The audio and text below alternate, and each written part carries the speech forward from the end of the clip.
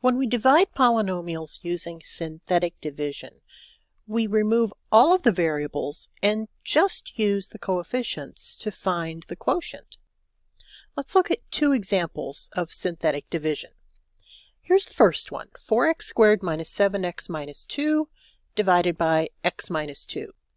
You're probably used to using a symbol like this when you're doing a long division problem. In synthetic division, we flip that symbol over. Then we take the coefficients of the dividend, that's the 4x squared minus 7x minus 2, and we put them inside that symbol, leaving space between the numbers and the line below it to put some more numbers. Next we look at the divisor, that's the x minus 2, and we ask ourselves what number would we have to replace the x with to make that equal to 0? Well, in this case, that's 2, because 2 minus 2 is 0. Now, to get the process started, we take that leading coefficient, that 4, and bring it down below the line. And then we're going to do two steps over and over again. The first step is to multiply. So we multiply the 2 that we got from our divisor times the 4 to get an 8. Write that down underneath the negative 7. The next step is to add. So negative 7 plus 8 is 1. Now we repeat those two steps. 2 times 1 is 2, and negative 2 plus 2 is 0.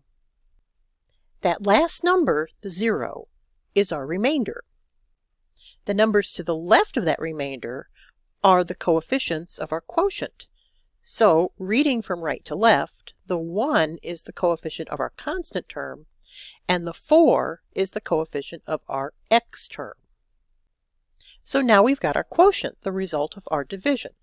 4x plus 1 is our quotient. Here's our second example. We'll take 2x to the third minus 3x squared plus 3 and divide it by x plus 2. So let's set up the problem. We'll take the coefficients of our dividend. So we see a 2, a negative 3, and a positive 3. But we need to put one more coefficient in there because every power of x has to be represented. We have an x to the third term, we have an x squared term, we don't have an x term. But we don't want to change our dividend. So if we put an x term in there with a coefficient of 0, we haven't changed our original dividend. Now we'll look at the divisor, that's the x plus 2. The number that makes that equal to 0 is negative 2. So let's write that on the outside to the left. To get the process started, we'll bring that 2, the leading coefficient of our dividend, down below the line. And now we'll start our two steps. Multiply negative 2 times 2 for negative 4. Add negative 3 and negative 4 for negative 7. Multiply negative 2 times negative 7, that's 14. Add 0 plus 14, that's 14. Multiply negative 2 times 14 for negative 28. And then add negative 3 plus negative 28 is negative 25. Negative 25 is our remainder. And the numbers to the left of that are the coefficients of our quotient. So reading from right to left, we see that 14 is our constant term, negative 7 is the coefficient of our x term, and 2 is the coefficient of our x squared term. Now let's put this together to write our answer. We have 2x squared minus 7x plus 14.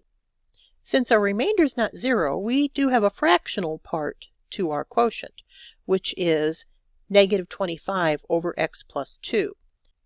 We need to make sure we put a plus sign between the polynomial and the fraction so that no one thinks we're multiplying the 14 and the fraction.